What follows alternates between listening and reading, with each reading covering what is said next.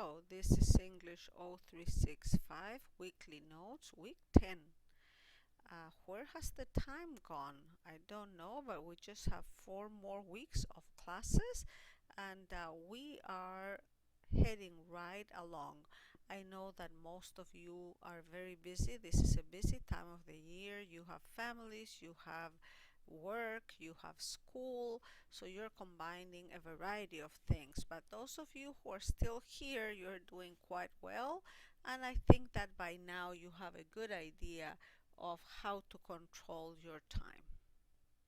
Okay, first I want to remind you, is this your last term in ESL? If it is, you need to go to the registration area, check with Mr. Mel Anthony. He is the ESLO advisor. He might be able to help you with regular classes if that's what you're planning to take. Registration is just around the corner, so you need to check with him if whether you're gonna register for regular classes or you're going to register for some more ESOL classes. If you're almost ready to enter regular classes, you need to take the TSI test before you continue. You do not need to pass the test, but you do have to have a record that you have taken it. So make sure that you take the test before you register in regular classes. A couple of days ago, I posted the Immigrant Advantage final project. Have you checked it out? Do you have any questions on how to proceed? Well, let me show you where it is in case you have some questions. And then, before I show you, I want to let you know that she's going to be in our campus on November 20th, which is a Thursday at 7 p.m. I hope you can make it because it'd be awesome to be able to meet the author of our book. She's going to be at the main theater, which is the building that's after the technology building, and she's going to be speaking for an hour. I think she's going to be speaking about the same topic that's on the cover of our book, what we can learn from newcomers to America about health, happiness, and hope. So I am hoping that you can go. It's not required, it's optional, but if you do make it, I will give you 20 bonus points. I'm going to be there, so all you need to do is find me and tell me that you went. If you can't talk to me that day, just send me an email letting me know that you were there, and I'm going to ask you to write a summary of her talk. So that's all you're going to need. But even if I didn't give you any extra points, I think it's an awesome opportunity to hear the author of the book, and also it's a great way of practicing your English in an authentic way. Okay, so I have listed the Immigrant Advantage final project between week 9 and week 10. So we're going to open it right there. And here is the project. Let me read it here with you.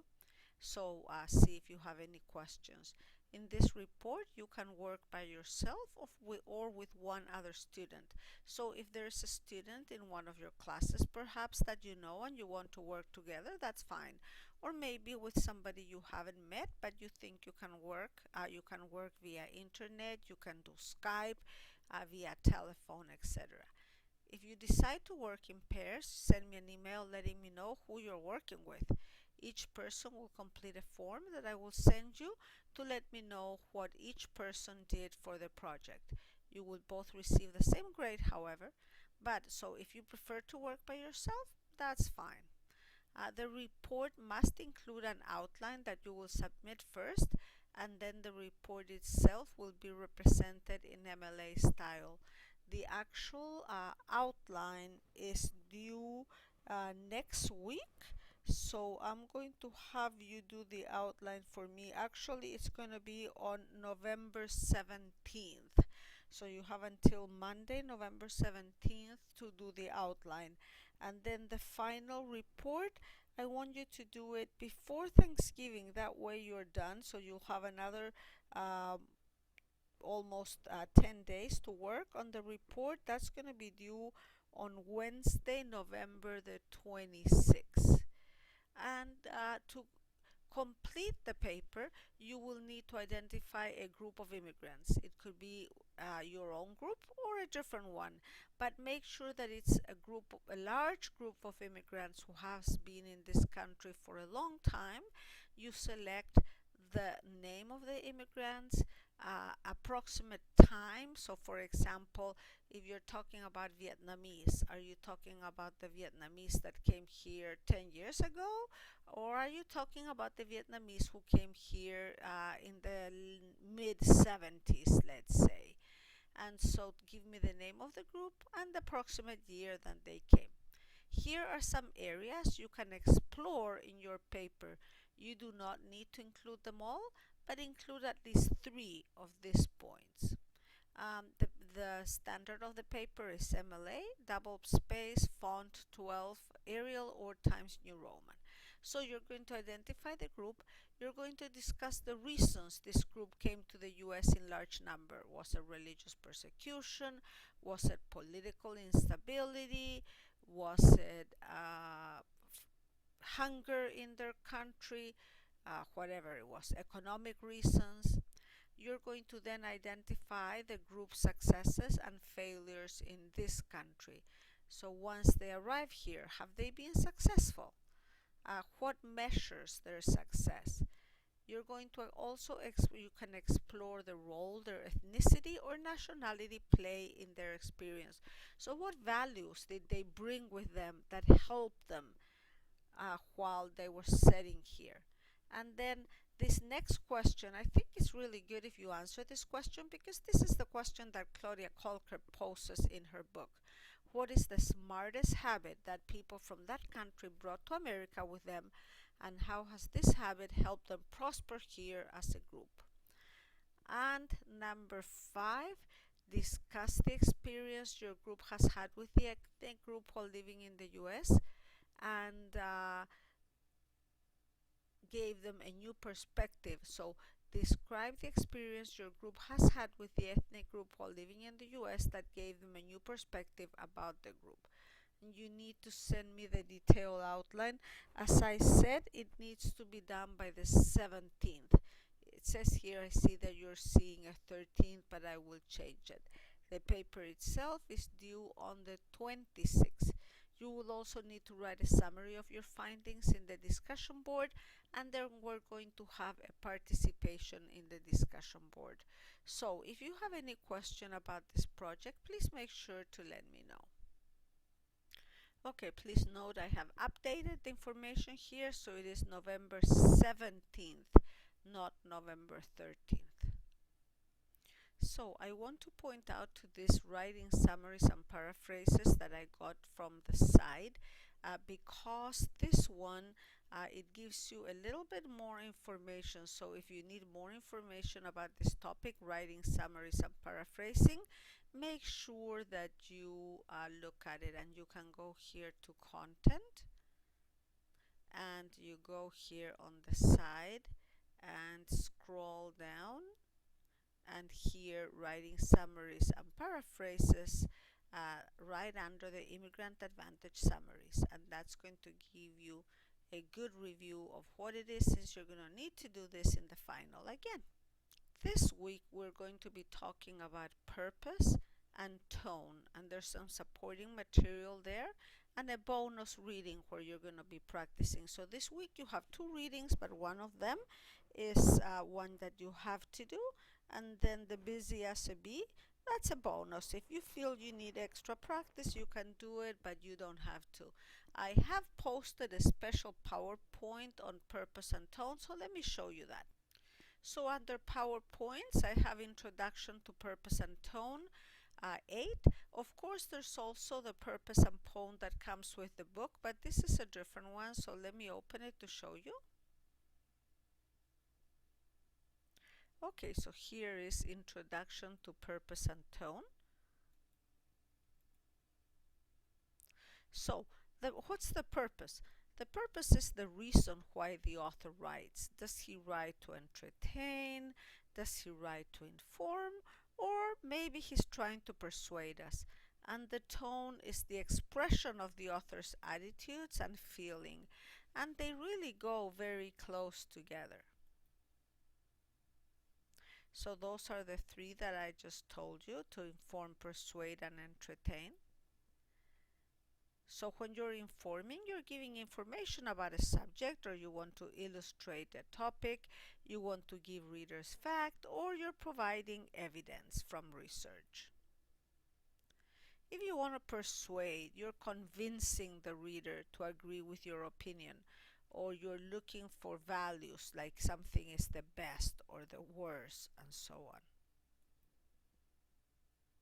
You want to entertain is basically, the word says, amuse the reader with something. A lot of romance, horror, suspense, all of those, the purpose is to entertain. To determine the purpose, you note the topic, note the main idea, and then pay attention to the tone, because the tone really helps us to find the purpose.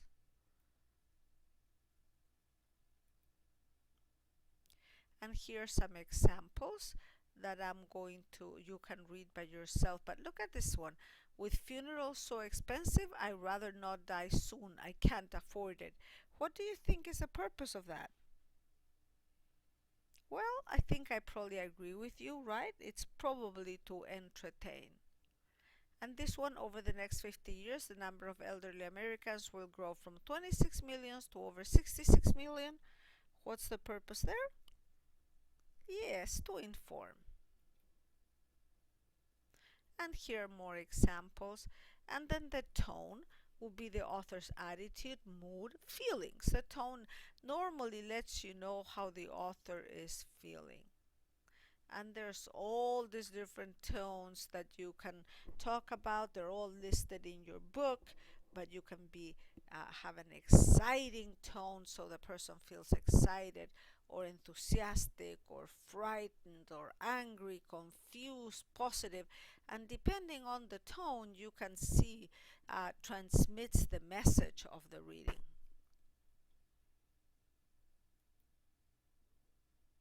A lot of times bitter or angry.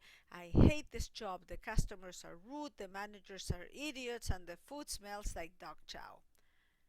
And then the sarcastic.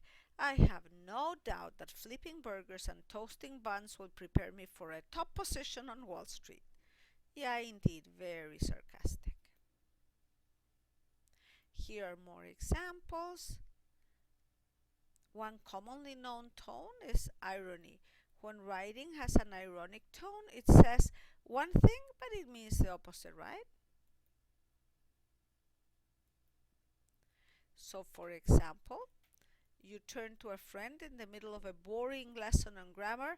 I don't know how much more excitement I could stand. A van is robbed by two guards who are hired to protect it. A man jogging to stay healthy is hit by a truck and dies instantly. Oh, how sad. After you flunk a test, you say, I'm a regular Einstein. So you can see the sarcasm or irony there. So here, both of them, as you can see, are very jointly linked. So I want to show you that this week you have this hard times, and I want you to pay attention that this is not a quiz. This is in the form of a Dropbox, and the reason that I have done that is because I am asking you some questions instead of multiple choice.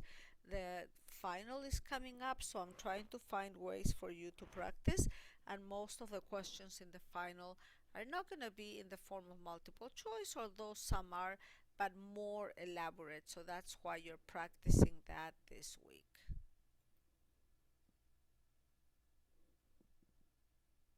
One last thing that I want to note on the discussion this week, you have the reading, A Helping Hand, and then the other question that has to do with a final project. So this one doesn't have to do with the chapter you're doing for this week, but you're focusing on the final project.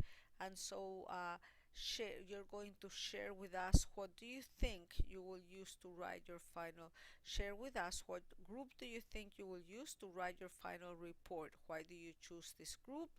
So why did you choose this group and what characteristics this group has? So this is kind of to help you brainstorm before you actually have to write. Well, this is all that I have for this week. I hope you guys have a great week and see you next week.